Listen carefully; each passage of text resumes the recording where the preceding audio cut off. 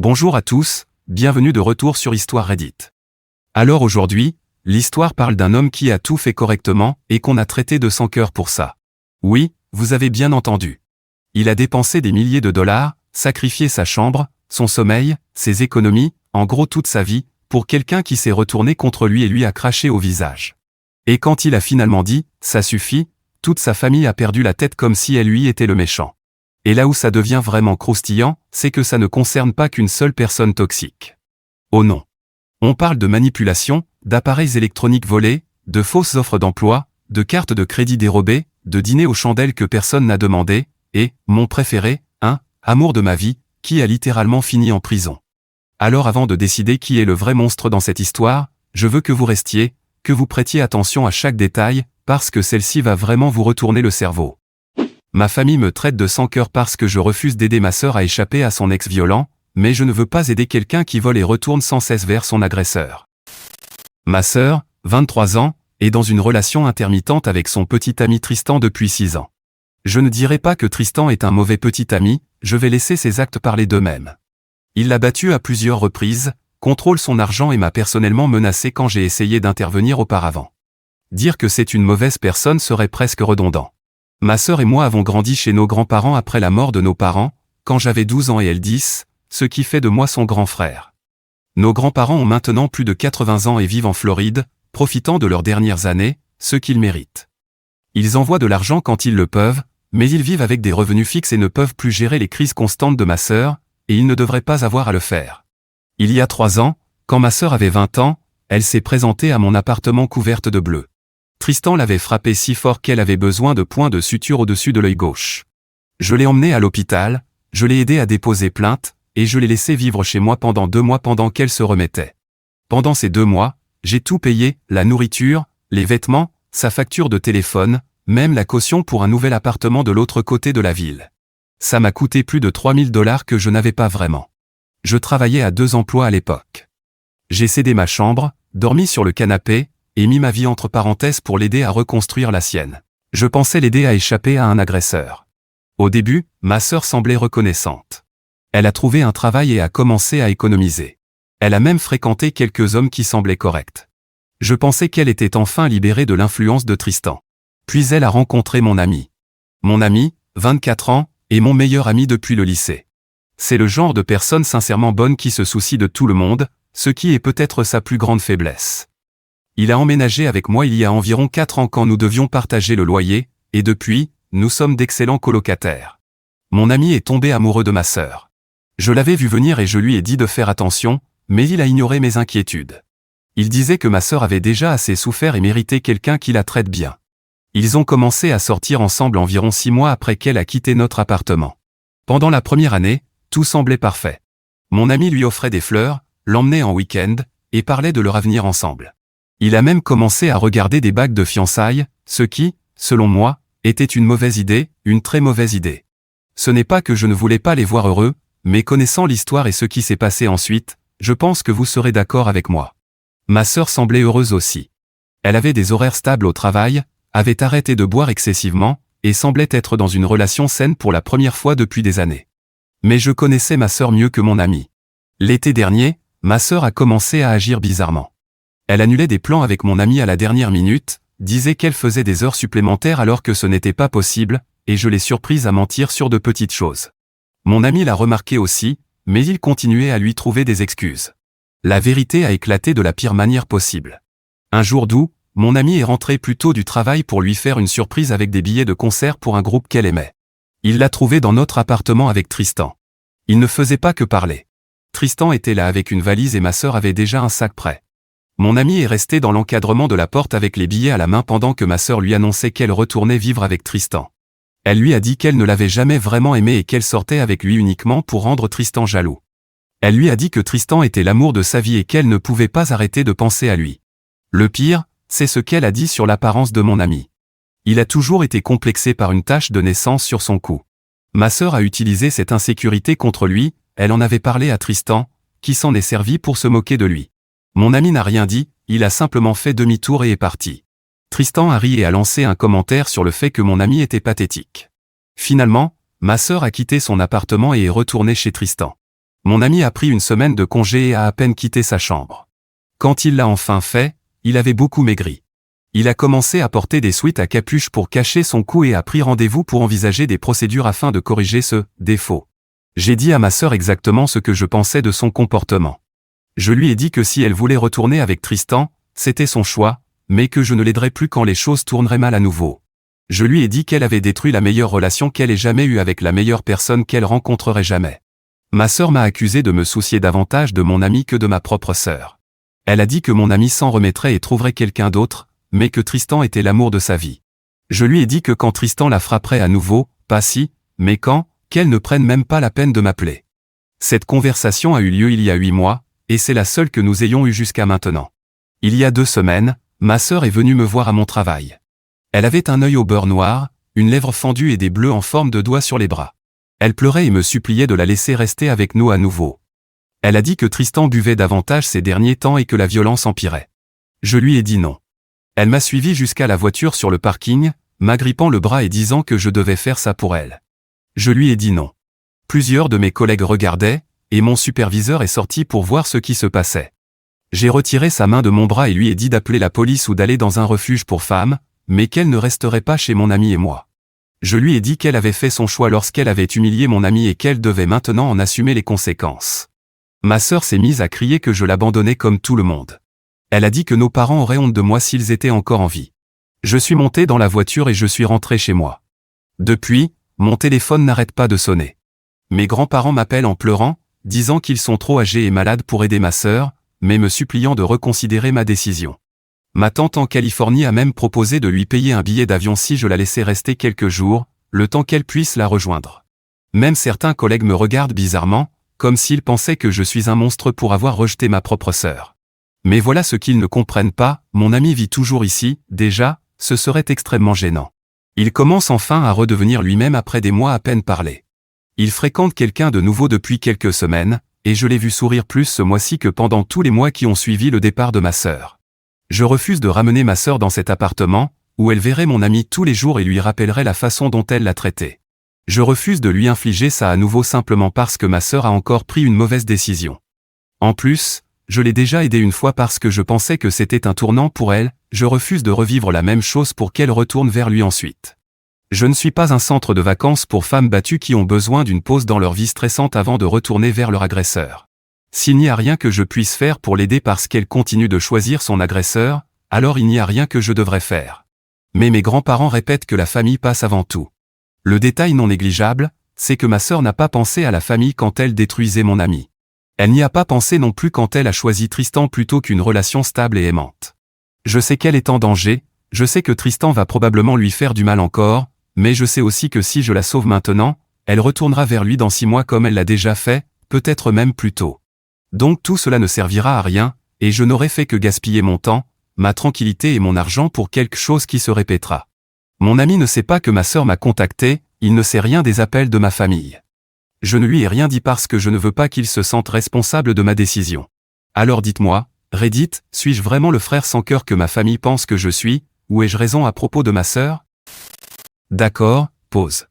Juste, faisons une pause une seconde. Voilà la vérité inconfortable. Il l'a déjà aidé. Complètement. Totalement. 3 000 $, 2 emplois, sa chambre, son canapé, sa tranquillité d'esprit. Il ne l'a pas aidé à moitié. Il ne l'a pas aidé à moitié du chemin. Il s'est donné à fond. Et elle a pris chaque morceau de ce sacrifice, pour retourner vers l'homme qui lui a fait des points de suture au-dessus de l'œil. Et c'est lui le problème? Vous voyez, il y a quelque chose que la société fait souvent, on continue d'exiger toujours plus de ceux qui ont déjà tout donné, tout en n'exigeant absolument rien de la personne qui continue de faire le même choix. Personne ne traite la sœur de sans cœur. Personne ne demande pourquoi elle continue de revenir. Personne ne lui demande des comptes pour avoir détruit une relation sincèrement bonne avec un homme sincèrement bon juste pour rendre un agresseur jaloux. On se contente de pointer le frère du doigt en disant « fais plus ».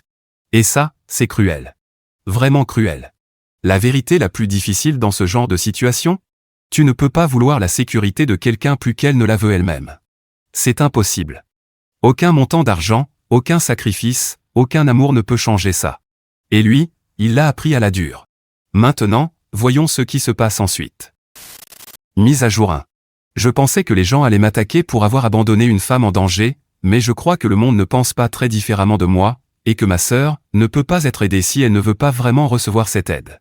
C'est une phrase que j'ai lue dans les commentaires et elle lui correspond parfaitement.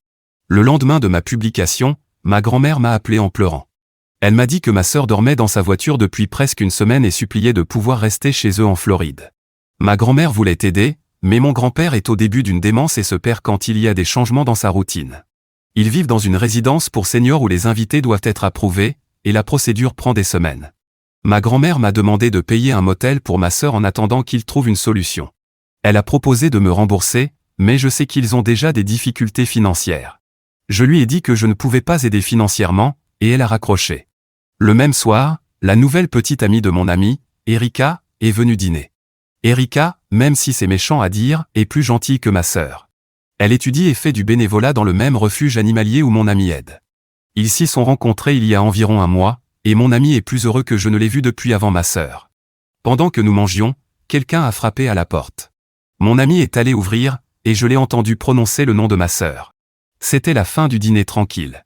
Ma sœur a forcé le passage dans notre appartement avant qu'il puisse l'arrêter. Elle avait l'air en très mauvais état, les cheveux gras, les mêmes vêtements que la dernière fois, et elle sentait comme si elle ne s'était pas lavée depuis des jours. Elle s'est mise à parler rapidement, expliquant qu'elle dormait dans sa voiture et n'avait nulle part où aller. Elle a dit que Tristan avait changé les serrures de leur appartement et menacé d'appeler la police si elle revenait. Erika, confuse, a demandé qui elle était. Mon ami a expliqué que c'était ma sœur, sans mentionner leur passé ensemble. Ma sœur a remarqué Erika à table et a demandé à mon ami si c'était sa nouvelle petite amie. Quand il a répondu oui, ma sœur a ri et a dit qu'Erika était exactement le genre de fille, simple et ennuyeuse, qu'elle s'attendait à ce qu'il fréquente. Le visage de mon ami est devenu rouge, mais il n'a rien répondu. Elle m'a demandé si elle pouvait dormir sur notre canapé cette nuit-là, en regardant Erika pour voir si elle allait la soutenir. J'ai dit non presque immédiatement. Ma sœur s'est alors tournée vers mon ami et lui a posé la question directement. Elle a dit qu'elle savait qu'il était quelqu'un de bien, qu'il ne laisserait pas quelqu'un dormir dans sa voiture, encore moins son ex-petite amie qui était en réel danger. Donc, adieu l'idée de ne pas mentionner quel était son ex. Mon ami est resté silencieux un long moment, regardant ma sœur puis moi. Finalement, il lui a dit qu'elle pouvait rester une nuit, mais qu'elle devrait partir le matin. Je n'arrivais pas à croire qu'il faisait ça après tout ce qu'elle lui avait fait.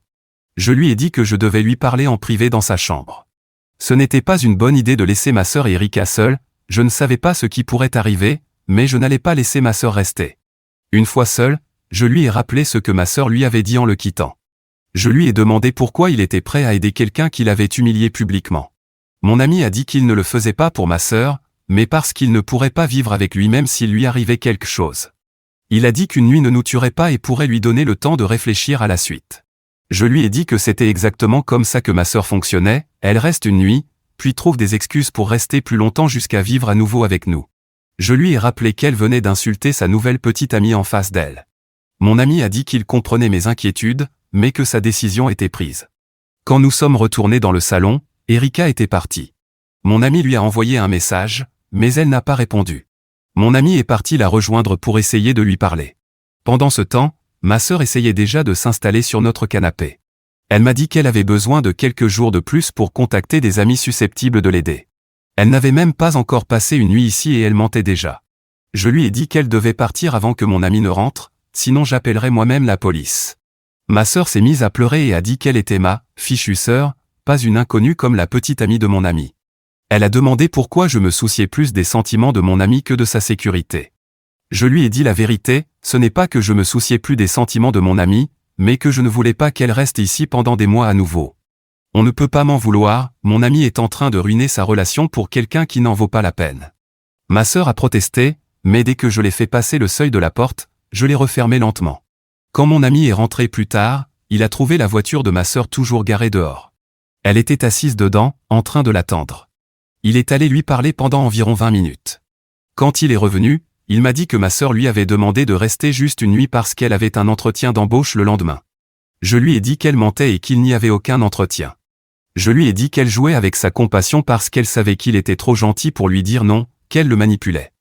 Mon ami a dit que j'avais peut-être raison, mais qu'il ne pouvait pas prendre le risque. Je lui ai dit que s'il s'inquiétait autant, il devrait lui payer une chambre de motel, mais qu'elle ne dormirait pas ici.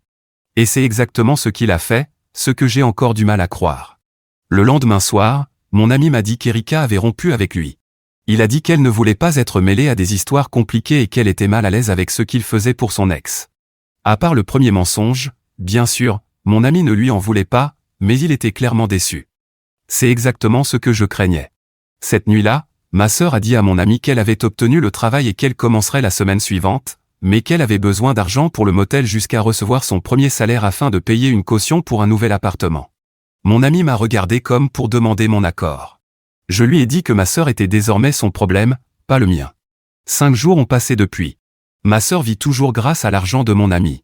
Elle n'a commencé aucun travail, donc on sait ce que vaut réellement ce salaire. Quand j'ai demandé à mon ami comment se passait le travail de ma sœur, il m'a dit qu'ils avaient repoussé sa date de début.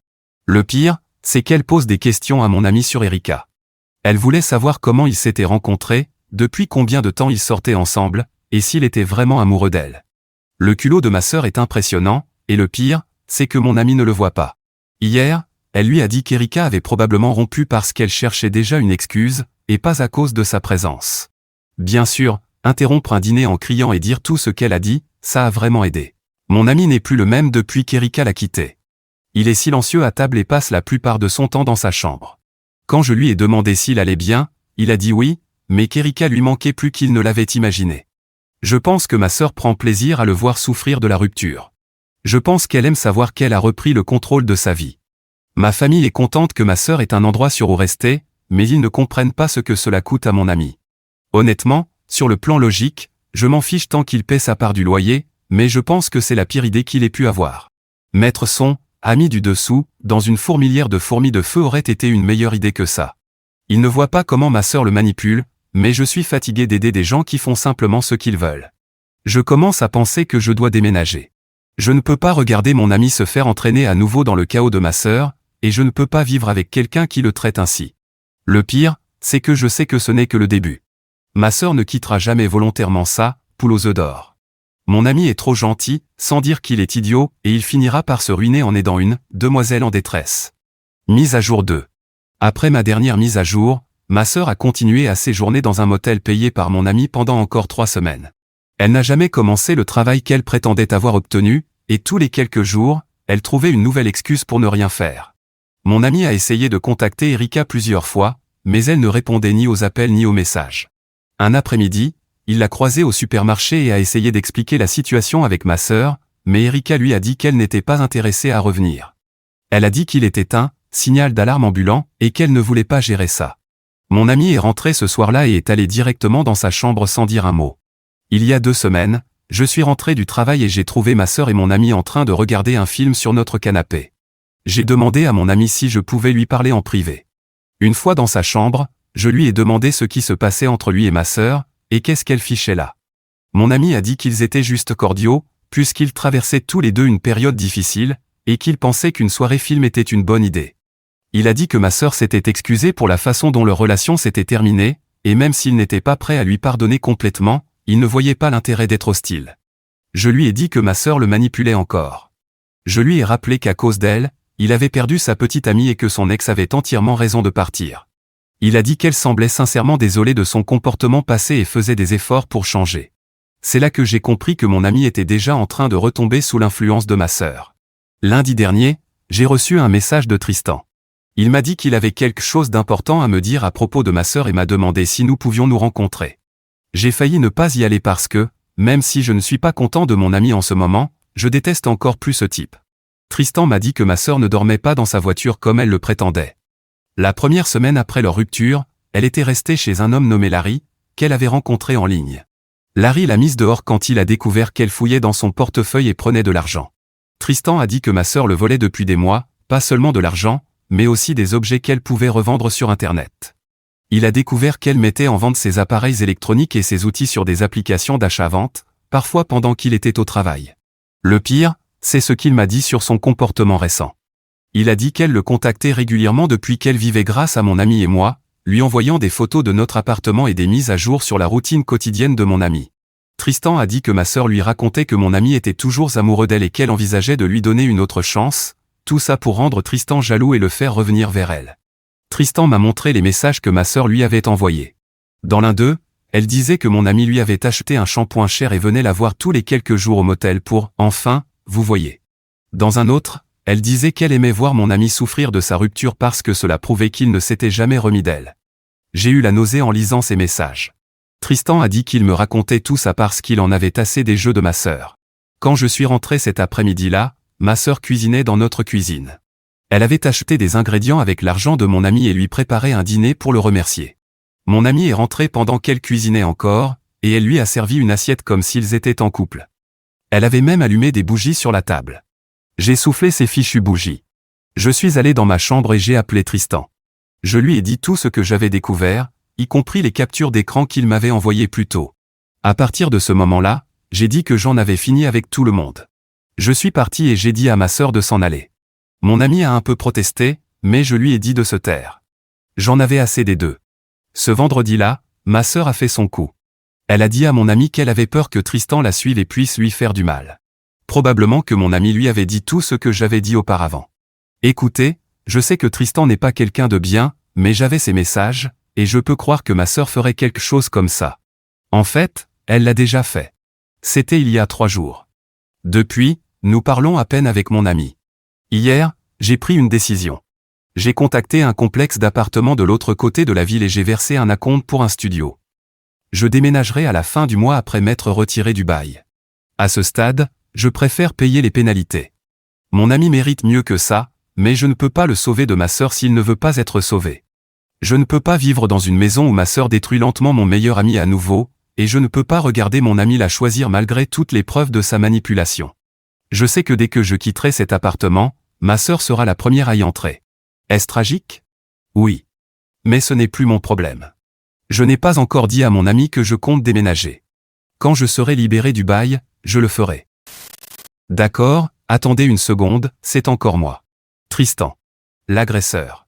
L'homme qui lui a fait des points de suture au-dessus de l'œil.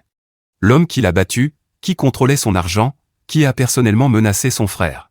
C'est lui qui est assis de l'autre côté de la table en train de dire la vérité. C'est lui qui montre des captures d'écran. C'est lui qui prévient tout le monde de ce qu'elle fait réellement. La personne la plus honnête dans toute cette situation, à ce moment-là, c'est le méchant de l'histoire. Et ça ne veut pas dire que je défends Tristan, écoutez-moi bien, cet homme est un monstre. Mais même les monstres finissent par se lasser d'être utilisés. Même l'agresseur a fini par regarder autour de lui et se dire « Attends, on est en train de me manipuler ». C'est à quel point elle est forte à ce jeu. Et c'est Cédia, c'est la vérité dérangeante. Parce qu'on a passé toute cette histoire à éprouver de la compassion pour elle. À juste titre, en partie. Les blessures étaient réelles. Le danger était réel. Mais quelque part, entre la compassion et l'œil au beurre noir, elle menait aussi une arnaque. Sur tout le monde. En même temps. Elle volait Tristan tout en lui envoyant des photos de l'appartement. Elle laissait son ami payer le motel pendant qu'elle disait à Tristan qu'ils dormaient ensemble. Elle manipulait chaque personne comme des instruments dans un orchestre. Et tout le monde trouvait des excuses parce qu'elle avait l'air d'une victime. C'est la combinaison la plus dangereuse qui soit. Maintenant, revenons à l'auteur du post. Mise à jour 3. J'ai emménagé dans mon studio il y a 6 semaines, et voici une mise à jour de la situation. Désolé d'avoir été absent, mais j'étais en plein déménagement et je laissais derrière moi un ami ainsi que ma sœur. Quand j'ai finalement dit à mon ami que je partais, ça s'est mieux passé que prévu, il n'a pas essayé de me convaincre de rester. Il a simplement hoché la tête et dit qu'il comprenait pourquoi je ne pouvais pas rester. Cette réponse m'a tout dit sur à quel point ma sœur avait pris de l'emprise sur lui. J'ai passé ma dernière semaine dans l'appartement à faire mes cartons. Le jour du déménagement, mon ami m'a aidé à charger mes affaires dans le camion de location. Durant le premier mois après mon départ, mon ami m'écrivait de temps en temps pour me donner des nouvelles du travail ou pour parler de choses anodines, mais il ne mentionnait jamais ma sœur. J'ai supposé que cela signifiait que tout allait bien entre eux, ou du moins suffisamment bien pour qu'il ne veuille pas risquer mes critiques. Puis, il y a quelques semaines, mon ami m'a appelé un samedi soir à 23h. Ma sœur avait disparu. Il m'a dit qu'il était rentré du refuge animalier et avait trouvé l'appartement vide. Ma sœur avait pris sa télévision, son ordinateur portable, sa console de jeu, et environ $600 en liquide qu'il gardait dans un tiroir pour le loyer. Il y avait aussi une carte de crédit. Apparemment, ma sœur l'avait observé entrer son code PIN et l'avait mémorisé. Elle utilisait la carte depuis des semaines pour acheter des choses en ligne et les faire livrer pendant que mon ami était au travail. Mon ami a trouvé un mot sur le comptoir. Ma sœur y écrivait qu'elle était désolée, mais que Tristan l'avait recontactée et convaincue de donner une nouvelle chance à leur relation. Elle disait que Tristan avait promis de changer pour de bon cette fois et qu'elle ne pouvait pas laisser passer l'occasion d'être avec la personne qu'elle aimait vraiment. Le mot disait aussi qu'elle espérait que mon ami comprendrait et qu'elle le rembourserait dès qu'elle serait installée avec Tristan. Il m'a dit qu'il avait été stupide de lui faire confiance à nouveau et qu'il aurait dû m'écouter dès le début. Je ne lui ai pas dit, je te l'avais bien dit, j'ai simplement répondu, c'est pour ça que tu m'as appelé, puis j'ai raccroché. Mais l'histoire empire encore. 2 jours après que ma sœur a vidé l'appartement de mon ami, Tristan m'a rappelé. Il m'a dit que ma sœur ne l'avait jamais contacté pour se remettre avec lui. En réalité, Tristan fréquentait quelqu'un d'autre et évitait les appels de ma sœur depuis des semaines. Il m'a dit qu'elle l'appelait régulièrement, laissant des messages pour se remettre ensemble. Mais Tristan a affirmé qu'il en avait assez de ces dramas et avait bloqué son numéro après qu'elle a commencé à menacer de raconter des mensonges à sa nouvelle petite amie à propos de son passé. Donc le mot de ma sœur sur son retour avec Tristan n'était qu'un autre mensonge. Et les mensonges dont il parlait faisaient référence au fait qu'il l'avait frappée. Mon ami m'a envoyé des messages. Il disait se sentir idiot d'avoir cru aux excuses de ma sœur et d'avoir pensé qu'elle avait vraiment changé. Il expliquait que l'avoir blessée et désespérée lui avait fait oublier à quel point elle pouvait être cruelle. Il a aussi admis s'être convaincu que ses expériences traumatisantes avec Tristan lui avaient appris à apprécier les bonnes relations dans sa vie. Il a reconnu qu'il se sentait seul après la rupture avec Erika, et que l'attention de ma sœur lui donnait à nouveau l'impression d'être désiré, même s'il savait que ce n'était pas sain. La seule chose positive dans tout ça, c'est qu'il a enfin ouvert les yeux. Il a signalé le vol à la police. Ils ont pris sa plainte, mais ils ne sont pas optimistes quant à la récupération de l'argent ou des objets. Mon ami a dû emprunter de l'argent à ses parents pour payer le loyer et remplacer ce qui avait été volé. Sa société de cartes de crédit enquête sur les transactions frauduleuses, mais cela peut prendre des mois. La semaine dernière, ma grand-mère m'a appelé pour me dire que ma sœur l'avait contacté afin de demander de l'argent pour la caution d'un nouvel appartement. Elle voulait savoir si mon ami et moi l'avions mise dehors et laissée sans abri. Je lui ai raconté tout ce qui s'était passé récemment. Elle m'a dit qu'elle dirait à ma sœur qu'elle ne pouvait plus lui envoyer d'argent et qu'elle devait remettre sa vie en ordre sans dépendre de proches qui ont eux-mêmes des difficultés. Je ne sais pas où se trouve ma sœur maintenant ni comment elle survit. Une partie de moi se demande si elle a trouvé une autre personne gentille à exploiter ou si elle a enfin dû faire face aux conséquences de ses actes. Mon ami, que j'appelle ainsi parce que je ne veux pas lui donner de nom, commence à faire quelque chose, tardivement, mais au moins il agit. Il fait des heures supplémentaires pour rembourser ses parents et recommencer à économiser, pas assez pour réparer notre relation, mais au moins il fait des efforts. Au final, ma sœur a détruit plusieurs relations, la sienne avec nos grands-parents, avec moi, et même celle entre mon ami et moi. Parce que, soyons honnêtes, il est difficile de refaire confiance à mon ami s'il se laisse manipuler aussi facilement. Cet idiot l'a laissé revenir dans sa vie et en a payé les conséquences. D'une certaine manière, je suis presque content qu'elle l'ait volé, parce qu'il avait besoin de ça pour mettre fin définitivement à cette relation. Mais je reconnais aussi qu'il a eu raison de la dénoncer. Je ne l'ai pas bloqué ou quoi que ce soit, parce qu'il me tient informé de ce qui se passe. Mais redevenir amis, ou même revivre ensemble, c'est hors de question. Je promets de donner une nouvelle mise à jour si j'entends parler de ma sœur, de ce qu'elle devient et de ce genre de choses. Mais ne retenez pas votre souffle, ce n'est pas comme si j'allais engager un détective privé pour elle. Mise à jour 4. Je peux déjà dire que ce sera une mise à jour avec beaucoup d'éléments différents. J'ai été occupé, très occupé. Vous savez, comme quand on commence à voir quelqu'un. Je fréquente Erika, l'ex de mon ancien ami, et bon, non, en réalité, c'est la seule personne sur laquelle je n'ai pas vraiment de mise à jour. La dernière petite amie de Tristan, ou une autre, je ne suis pas sa vie, l'a dénoncé après qu'il l'a frappée. Non seulement ça, mais apparemment cette femme avait un ex très jaloux qui, en apprenant l'agression et pensant pouvoir la reconquérir, a tabassé Tristan. Elle n'est pas retournée vers cet ex, je crois. À part quelques coups aux côtes, il l'a laissée suffisamment intacte pour éviter de graves ennuis judiciaires. Tristan, lui, n'a pas eu la même chance, ce n'était pas sa première agression contre une femme. En plus du signalement de ma sœur, il y en avait apparemment un autre dont je n'étais pas au courant. Il a écopé de 12 mois de prison, et cette femme a également reçu une compensation financière. C'est tout ce que je sais, car je ne la connais pas. Le peu que j'ai pu apprendre, et croyez-moi, j'ai essayé, vient de tiers. Mais je peux confirmer la condamnation de Tristan, sa photo était même dans le journal. Certains pensaient que j'étais de son côté ou quelque chose comme ça, mais rien n'est plus éloigné de la réalité, simplement, ce n'était pas à moi de l'envoyer en prison, mais à ma sœur, avec les plaintes qu'elle a évité de déposer. Je n'arrive toujours pas à croire qu'elle en ait finalement déposé une. Peut-être pour se venger à ce moment-là, ou pour qu'on ait pitié d'elle. Maintenant, mon ami, même si nous ne sommes pas redevenus amis, a dû quitter l'appartement où nous vivions. C'était trop cher pour lui tout seul. La dernière fois que j'en ai entendu parler, il ne fréquentait personne et avait déménagé dans un autre quartier. Mais nous avons cessé de parler, et c'est tout. Notre groupe d'amis n'est plus vraiment en contact avec lui non plus, il pense qu'il a été idiot de retomber dans le piège de ma sœur. Mon avis ? Je préfère ne pas le donner, j'aime bien mon compte, même s'il est temporaire. Je me suis attaché à ce pseudonyme et je n'aimerais pas le perdre. Mais nous avons cessé de parler, et c'est tout. Notre groupe d'amis n'est plus vraiment en contact avec lui non plus, il pense qu'il a été idiot de retomber dans le piège de ma sœur. Mon avis ? Je préfère ne pas le donner, j'aime bien mon compte, même s'il est temporaire. Je me suis attaché à ce pseudonyme et je n'aimerais pas le perdre. La façon dont j'ai découvert certaines choses à propos de ma sœur, c'est parce qu'elle m'a demandé de l'argent pour des avocats. Je lui ai demandé sa version, sans mensonge, sinon il n'y aurait pas d'argent. De toute façon, il n'y en a jamais eu, mais je voulais connaître sa version parce que je savais que beaucoup de gens allaient me poser des questions à ce sujet. Elle a dit qu'elle avait volé près de 2500 $ de produits, en plus de la carte et de l'argent liquide. Le problème, c'est que le montant était considéré comme un crime, un délit grave, et pas un simple petit vol, donc elle avait besoin d'argent pour un avocat. Elle avait un avocat commis d'office, mais il lui avait déjà dit qu'elle risquait entre 6 mois et 3 ans si elle perdait. Elle voulait que je paie pour un avocat privé. Quand elle a fini de raconter son histoire, elle m'a demandé « Alors, tu vas m'aider, grand frère ?»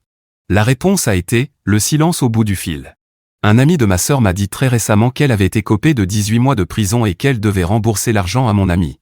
Alors, qui va lui apporter un gâteau avec une lime cachée dedans ? Franchement, je n'en ai aucune idée. Alors ma famille YouTube, voici mon avis sur cette histoire. Regardez, le frère, il n'est pas sans cœur. Il est épuisé. Et il y a une énorme différence entre les deux, que les gens adorent ignorer. Il a tout donné la première fois. De l'argent qu'il n'avait pas, du sommeil dont il avait besoin, de l'espace dans sa propre maison. Et qu'a-t-il obtenu en retour ? Une place au premier rang pour voir sa sœur retourner droit dans le même feu dont il venait de la sortir. Alors quand elle est revenue une deuxième fois avec cet œil au beurre noir et cette lèvre fendue, oui, il a dit non. Et honnêtement ? Je comprends. Mais voilà la partie qui m'a vraiment marqué, son ami. Son meilleur ami. Ce gars a vécu l'une des ruptures les plus humiliantes et déchirantes qu'on puisse imaginer. Ma sœur lui a dit qu'elle ne l'avait jamais aimé, elle a utilisé ses insécurités comme une arme, elle a laissé Tristan se moquer de lui en face. Et ensuite, quand elle s'est retrouvée sans abri et désespérée, il lui a quand même ouvert la porte. Là, ce n'est plus de la gentillesse, c'est de l'autodestruction avec le sourire. Et le plus triste ? Il a perdu Erika à cause de ça. Une personne sincèrement bien, perdue. Parce qu'il n'a pas su dire non à quelqu'un qui lui avait déjà montré exactement qui elle était. Et sa sœur, je ne sais même pas par où commencer.